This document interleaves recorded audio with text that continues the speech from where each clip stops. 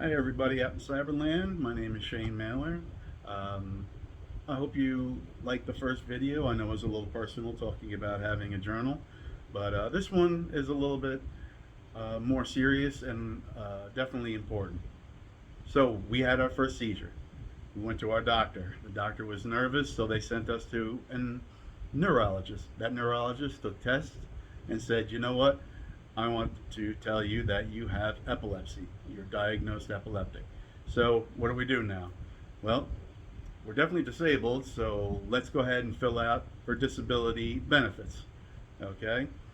We can go online. I believe there's plenty of ways online to fill out for it. Or you get a lawyer. If you're savvy online, go for it. If not, just hire that lawyer. They can help you with everything. Um, the courts will want records. They're going to want your medical records, and they're going to want your work history. Of course, you'll be going to court, talking with the judge. They're going to make sure that you truly have what they are saying you have and not just trying to beat the system.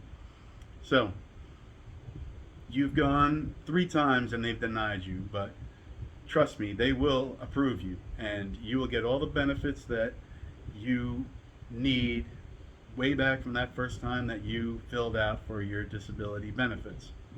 Now, great, we've got it, and we've got all the SSDI that we need, the Social Security Disability Insurance, and that is such important. That is so important.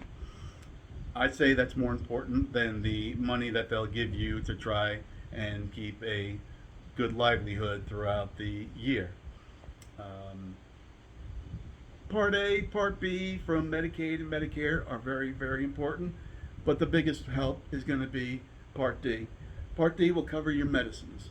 Now, myself, I take a lot. I take a lot of medications, and I asked the pharmacist once, what would this cost me if I didn't have what I have? And she told me $16,000. That is a lot of money. Now, don't get me wrong, Part A and Part B are important too. I see a lot of specialists.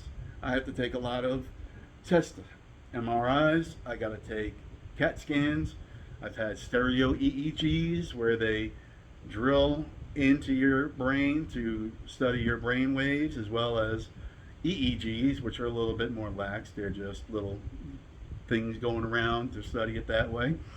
However, uh, Part D will give them so many more opportunities to put you on different medications. By them, I mean your doctors and your neurologists, and if it goes so far, your epileptologists.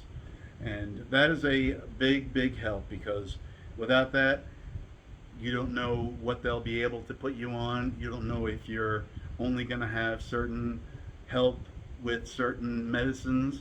For instance, again, like I said in the first video, most of mine are from anxiety. So I'm able to get anxiety medication along with my epilepsy medicines. So all those are very good. Now, you were given a certain amount of money. What it is, I can't tell you. What I got was what I guess was what I deserved due to how much taxes that I put into the system. Again, I don't know the whole ins and outs of all that. That was explained to me, so I just said, okay, if that's how it is, I'm not going to complain. But SGA, substantial gainful activity, is the money that you can make on top of what the government gives you. $1,690 does not sound like a lot, and believe me, it's not. One job that I had to try to make extra money was washing dishes. Yes, washing dishes, and I made more than that in 1 month. And I actually had to tell the owner of the restaurant they had to cut my hours because I was making too much, and you know what was going to hit the fan. Maybe a rude thing to say, but you're going to start realizing that you can only do what you can do if you're depending on the system. Now, that money is great, but the insurance is what's greater. So that Plan D is very, very, very important. Um, there are programs out there, many of them. Do some research, things you might need, things that could help you more than they could help others. Um, when you go to your local office and speak with your representative, they're going to tell you about these plans. The biggest plan that has helped me so far has been the transit system. Now, when I speak with the lady that helps me at my local office, she will tell me that I have ways of getting to my doctor visits without needing to either hire an Uber, ask family members or friends to try and drive me to different places. And most of us don't live in an area where we have a bus system to help out. So the transit system will take me up to Raleigh, to Duke, when I need to go to my epileptologist. How many friends or family members are going to be able to take the time off to take you up there and bring you back?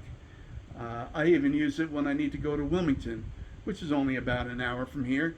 But still, again, they're going to have to drive you up there, wait while you finish talking with your doctor, and then drive you back. So I find it to be a very helpful and a very respectful thing to use, because you're going to be asking your friends and family to help you out a lot, to take you to the grocery store, to take you to church maybe. Hey, can I ride with you to church on a Sunday? So it's a very good thing, and it's something that I feel is a big help. But again, research. There are many programs, as well as talking with your representative at the local office. They will help you get what you need, and they're not going to tell you, oh, you can't do this or you can't do that. They're going to be there for you. Trust me on that. There's one other thing that will help you a lot. In some states, I don't know all the states, but I know in North Carolina, I'm only allowed to have a certain amount of money in my banking account. So, unfortunately, my mother and father had recently passed, and of course, the Mailer estate was spread between my brother and myself. And with that large sum of money, if I would have put that into my bank, they would have canceled my Medicaid. Now, how much would that affected me on top of my Medicare? I don't know. But when I spoke with a lawyer, they mentioned something called a special needs trust. Now, if you think of a special needs trust as a bank account off to the side, then you're about right. My son is in charge of that account. So in a way, my son is the power of attorney over that account. Say I need something done to the front of my house. I need a better deck that's bigger, or I need a ramp because I'm having a hard time getting up and down steps. Well, what I do then is I get a carpenter over. He gives me his price. Okay, this is what I want for the job. I said, okay, and then I'll call up my son and I'll say, I need a check for X amount of dollars to pay the carpenter. So then he'll write that check. I'll give it to the carpenter when the job is finished. He'll give me a receipt. I'll put that receipt in my safe. No problems at all here. Now that money has helped me, and it's also stayed away from all of my disability benefits, and that's a good thing. There are many things like this. Again, Google. Who doesn't do Google? They will help you more than I can when it comes to the different programs and different help that goes on. I just want to get you understanding the ways about it. Soon we'll start talking about life with epilepsy, which is the day-to-day routine. But as of right now, I just wanted to introduce you to the disability